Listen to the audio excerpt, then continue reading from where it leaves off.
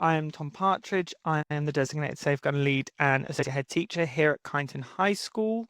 And obviously, with the role of DSL, I oversee kind of all things safeguarding, mental health, and the wider community in terms of safeguarding as well. So here at Kineton, we have been using the student voice now for just over 2 years. But in my experience, I've used a kind of previous school student voice as well, because it's always been a really good tool to help embed that culture.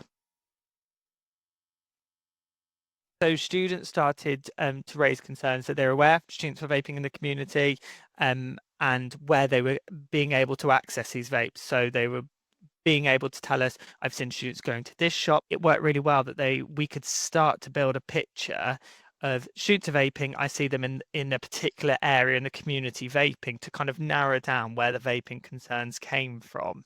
So when we started to like build a picture, we had multiple concerns giving us more and more information around the particular shop and the location of the shop. As a safeguarding team, we then took, as many actions as we could to work with different partners and agencies to make sure this was stopped and we were safeguarding the children not only in school but in the community. Because although we weren't given individual students, we were at least aware that there were students, and actually we could take action on that regardless if we had a name or not. So what we then did, we worked with our local neighbourhood team in terms of policing, shared that information around, after school students have been seen, there are some concerns in the community for this particular shop. We did police intelligence reports because it might be part of a wider picture, within the locality that we might not be aware of, but it's pertinent that we share that. We also work with trade and standards, the community safety team. The concerns started to come in. We started to work with the community around it and managed to get the shop shut down, which is a fantastic success in terms of safeguarding them out in the community from a school. So I think it worked well in terms of actually when we saw the police published that this shop had been shut down with the help of trade and standards and the reason why it'd been shut down. And obviously we're aware students are on social media, they're going to be able to see that, they're going to have that feeling that they know the intelligence that they shared has done some good. And like I said, we use that kind of you said we did tool to share with students. You've raised a concern in this respect, and this is the action we've taken. So, they can raise anonymously and still know and have that feedback that they're doing the right thing and people are taking action on what their concerns are. Students use it quite a lot. It's something we will open daily to monitor and check what's coming in, because students are using it. They're telling us what's going on and they're using it as a tool to be able to communicate, even if they don't want to stand forward and put their hand up. So the feedback is actually, rather than come off the bus and come straight to someone to tell someone something that's worried them about coming off the bus, because school transport is one of our biggest intakes of how children get to school. They're able to sit there and identify what bus they've come in from, tell us what the concerns are for the bus, and remain slightly anonymous, so they feel like actually school are aware what's going on and I can tell them without having to go and tell someone if I don't feel like I want to do that in person.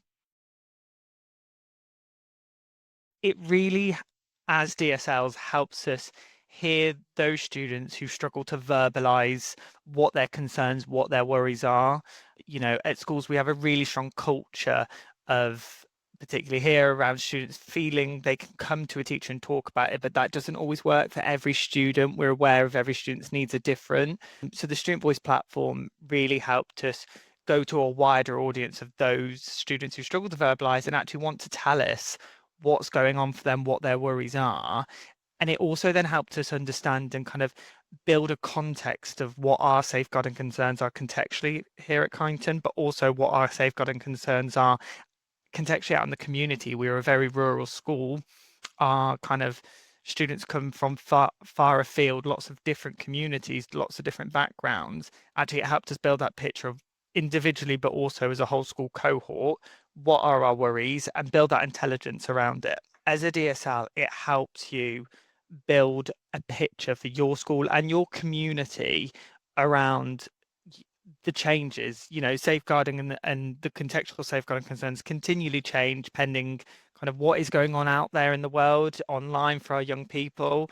And actually that feedback from students that don't want to come forward and tell us who they are, but want to let us know, they can use it anonymously, and it just helps us build a picture, look at, is our improvement plan for safeguarding relevant to what's going on for our students in our school. It's a new system, learning to understand it, and she gave us the tools. It was a source of expertise to be able to say, this is what you do, this is how it's worked. And it also gave us feedback of how we could see how well it worked in other places, and actually you could see different ideas of how you could utilize the different tools within it around kind of, it's not just getting the information, it's also giving that feedback of you said, we did. So that worked really, really well.